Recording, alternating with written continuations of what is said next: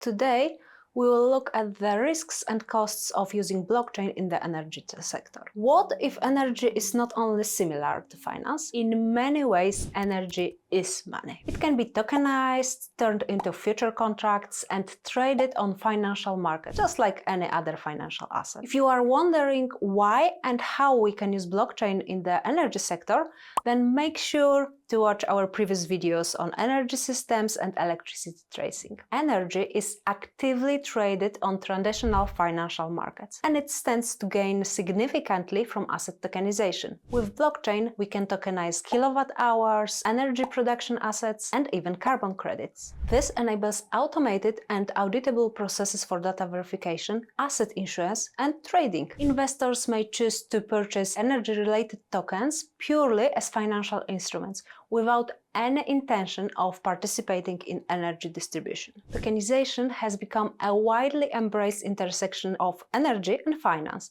not just a marriage of convenience, but an evolution backed by numerous real-world examples. In France, the Hashgraph group tokenized carbon credits. In Switzerland, the Token project has built a blockchain-based marketplace for carbon credits. In Finland, Earth.Pure focuses on carbon removal tokens with built-in verification mechanisms. Meanwhile, the Yellow Pine Solar project in Nevada demonstrates how solar energy production can be tokenized, traded, and monetized to generate additional income. Beyond trading, tokenization also enables fractional ownership of energy assets and supports lifecycle management, including the retirement of tokens once the underlying assets have been fully utilized. From a technical point of view, these initiatives are powered by platforms such as Cello, Polygon, Hyperledger Fabric, and a few more. Blockchain brings great value to the energy sector. However, as with any transformative technology,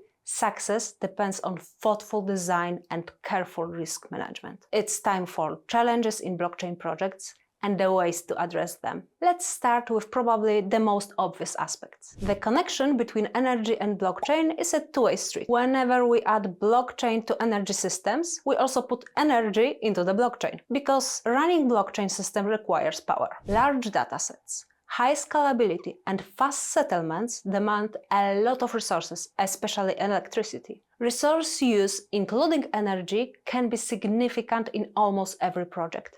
The same is true for the energy sector, which is why energy consumption should be considered from the very beginning. Another challenge is the risk of data manipulation. That's impossible in blockchain? Well, of course, but before data reaches the blockchain, it comes from the real world. Any modification along the path between the sensor and the network could have huge consequences for the entire system. This risk is especially prominent in automated processes. So the system must be secured with robust anomaly detection. Without proper safeguards, even a single bad data point could distort reporting, mislead investors, and undermine sustainability claims. That is why end-to-end integrity from sensor calibration to network input is absolutely critical. A third challenge is the dependency on physical assets like sensors, cables, turbines, transformers, and power grids. In finance, systems can be kept behind vaults and firewalls with little outside access. This is impossible for the energy sector. We need all those physical links, and they can be attacked, destroyed, or manipulated. Think about someone blowing hot air into the temperature sensor just to mess with the system. Whether malicious, deliberate, or accidental, these changes can disrupt the system. They can cause a lot of havoc if not caught quickly. This is another aspect of disruption management that needs to be introduced into the system and taken into account when planning. The moldy cherry on top is the fact that many blockchain projects in the energy sector do not last past the pilot stage. There are multiple reasons for that. The projects get closed because funding has ended, or because the integration layer was too complex, or sometimes the latency and throughput were too limited. But it's a natural situation with change in innovation. Look at blockchain implementation in finance 5 years ago. The situation looked the same.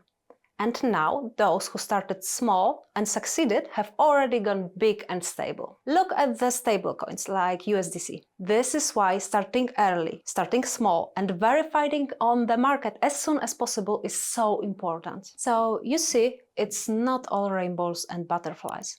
It's possible to put energy into the blockchain and regret it. But planning and addressing risks, as always, is the key to a successful project. Looking at other industries and learning from their experience also works great. Last but not least, when we are not talking about tokenization, where sometimes a public blockchain is a preferred solution, a go-to solution for the energy market has to be secure, enterprise-grade private blockchains. They offer participants vetting, calculation resources scalability, and data privacy. One might say it takes a village to deliver energy, and blockchain makes that village smarter, faster, and more resilient. So how exactly does it achieve that? Blockchain-based systems allow settlements to be streamlined and automated. Power management can be directly linked to financial settlements, creating a seamless and efficient process. Physical infrastructure can be maintained with full transparency and auditability, while energy itself can be tracked and traced from its source. It helps to eliminate greenwashing. Moreover, we can tokenize energy units or carbon reduction credits